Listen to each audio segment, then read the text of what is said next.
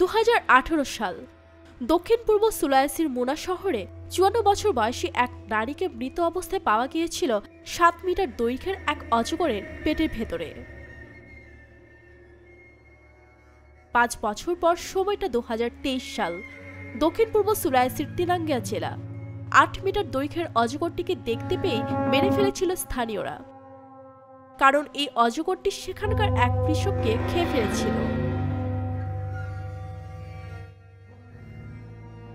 বিষহীন বলে অজগর সাপকে নিরাপদ মনে করেন অনেকে, কিন্তু সাম্প্রতিক বছরগুলোতে ইন্দোনেশিয়ার অজগরগুলো আস্ত মানুষ গিলে ফেলে হইচই ফেলে দিয়েছে গোটা বিশ্বে। হঠাৎ এমন কি হলো যে অজগরগুলো আয়ত্তের বাইরে গিয়ে শিকার হিসেবে বেছে নিচ্ছে মানুষকে? 2024 সাল ইন্দোনেশিয়ার দক্ষিণ সুলাইসি অঞ্চলে স্বামী ও 4 সন্তান সহ বাস করতেন 45 বছর বয়সী নারী ফরিদা। অন্যান্য দিনের মতোই বৃহস্পতিবার বাগানে বের হন ফরিদা এবং নিখোঁজ হন। 3 দিন পার হয়ে গেলেও কোনোভাবেই বাড়ি ফিরে না এলে তার স্বামী সহ স্থানীয়রা নেমে পড়েন অনুসন্ধানে। হঠাৎই ফরিদার স্বামীর নজরে পড়ে ফরিদার কিছু ব্যবহৃত জিনিস মাটিতে পড়ে আছে এলোমেলো অবস্থায়। বিষয়টি সন্দেহজনক মনে হওয়াতে তল্লাশি জোরদার করা হয়। এলাকাটি পাথুরে এবং অনেক গুহা থাকার কারণে পরিচিত বিভিন্ন প্রজাতির সাপের বাসস্থল হিসেবে।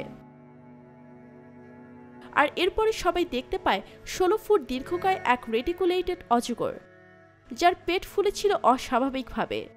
ফুলে থাকার আকৃতিটি অনেকটাই একজন পূর্ণবয়স্ক মানুষের সমান।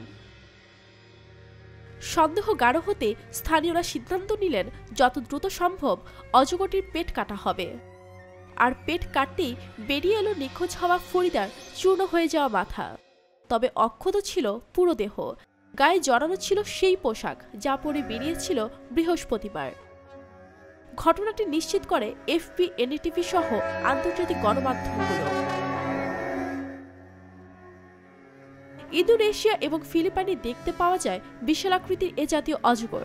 স্বভাবগতভাবেই এরা ছোট প্রাণীদের আক্রমণ করে, যে কারণে এ প্রজাতির সাপের আক্রমণে মানুষের মৃত্যুর ঘটনা খুব একটা শোনা যেত না। তবে নিয়মের ব্যত্যয় হতেও বুঝি সময় লাগে না।